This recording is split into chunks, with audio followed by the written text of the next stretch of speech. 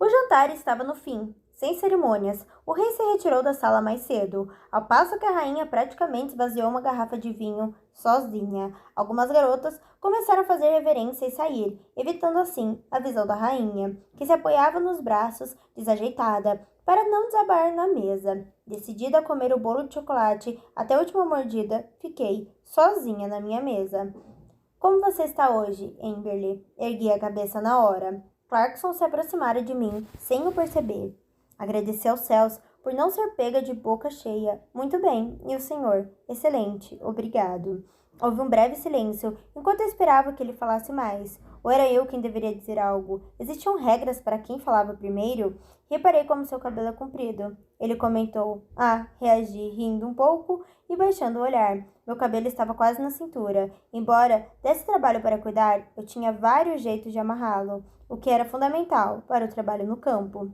Sim, continuei. É mais fácil para fazer tranças, que são bem vistas na minha província. Você não acha que talvez esteja comprido demais? Não sei, Alteza. Corri os dedos pelo cabelo, que estava limpo e bem cuidado. Será que eu parecia desleixada sem saber? O que o senhor acha? Ele inclinou a cabeça e respondeu. A cor é muito bonita. Acho que ficaria melhor se fosse mais curto. Ele deu de ombros e começou a se afastar. É só uma ideia, finalizou por cima do ombro. Permaneci sentada por uns instantes para refletir. Em seguida, deixei o bolo de lado e fui para o quarto. Minhas criadas estavam lá, à espera, como sempre.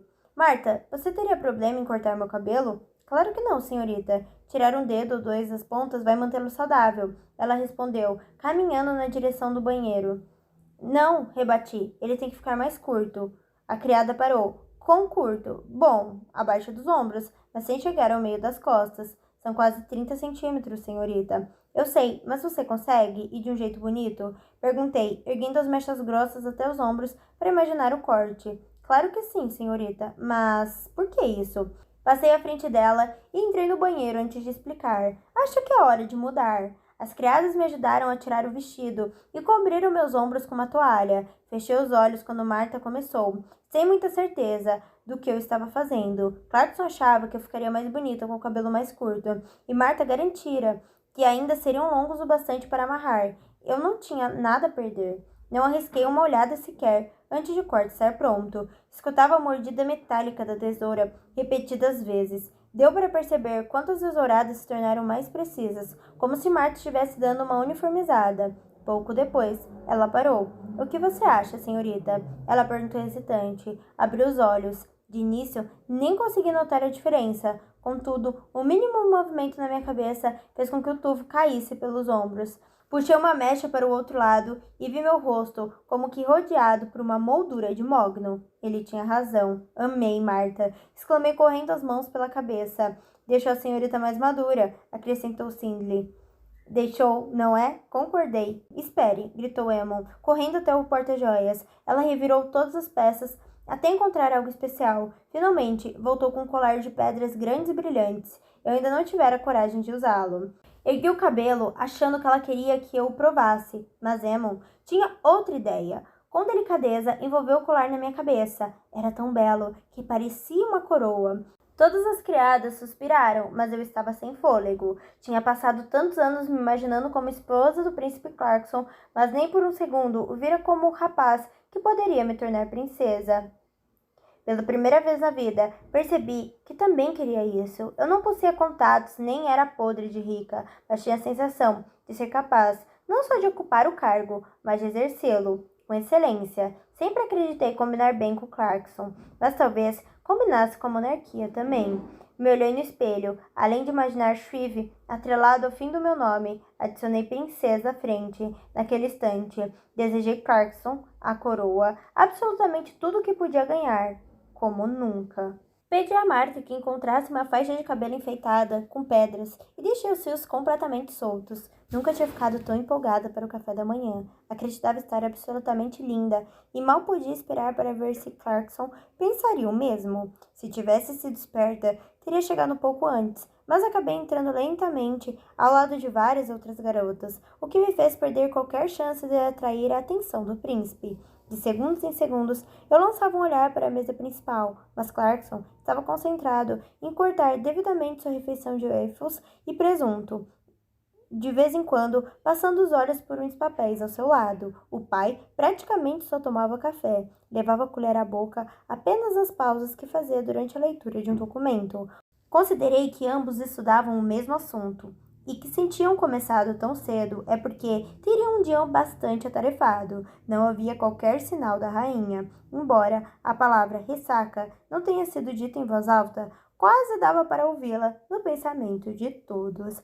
Terminando o café da manhã, Clarkson saiu com o rei para fazer o que quer que fizesse para o país funcionar.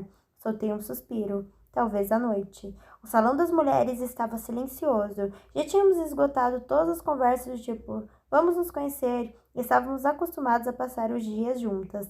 Sentei ao lado de Madeline e Bianca, como quase sempre fazia. Bianca viera de uma das províncias vizinhas de Hondurágua e nos conhecemos no avião. O quarto de Madeline era ao lado do meu, e certa vez uma de suas criadas bateu à minha porta para pedir linha. Mais ou menos meia hora depois, Madeline apareceu para agradecer, e desde então ficamos amigas. Desde o começo, o Salão das Mulheres dividiu-se em grupinhos. Estávamos acostumadas a ser separadas em grupos na vida cotidiana, as 3 para um lado, as 5 para o outro. Então, parecia natural isso se repetir no palácio. E embora não nos dividíssemos exclusivamente por castas, não podia deixar de desejar que não houvesse divisão nenhuma.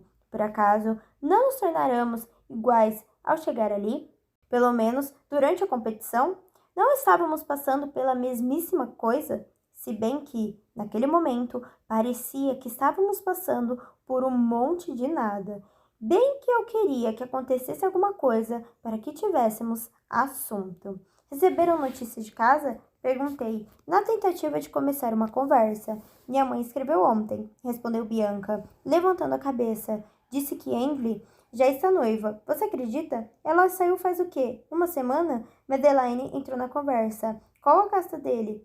Ela vai subir? Ah, com certeza, empolgou-se Bianca. 2. Tipo, isso dá esperança. Eu era 3 antes de vir para cá, mas a ideia de casar com um ator e não com um médico velho e chato parece divertida. Madeline riu e concordou com a cabeça. Já eu não estava tão certa. Ela o conhecia antes de vir para a seleção, quero dizer. Bianca inclinou a cabeça para o lado, como se a minha pergunta fosse ridícula. Bem difícil. Ela era 5, ele 2. Bom, ela contou que vinha de família de músicos. Talvez tenham tocado para ele alguma vez, conjecturou Madeline. É uma boa possibilidade, acrescentou Bianca. Então talvez não fossem completos estranhos. Murmurei. Dor de cotovelo? Perguntou Bianca. Achei graça. Não, se Hadley está feliz, também estou. Só é meio estranho casar com alguém que você nem conhece. Houve uma pausa antes de Madeline dizer. Não é mais ou menos o que a gente está fazendo? Não, exclamei. O príncipe não é um estranho. Mesmo? Desafiou Madeline. Então, por favor, conte tudo o que você sabe sobre ele, porque sinto que desconheço quase tudo. Na verdade, eu também, admitiu Bianca. Respirei fundo para começar uma longa lista de fatos sobre Clarkson, só que não havia muito o que falar.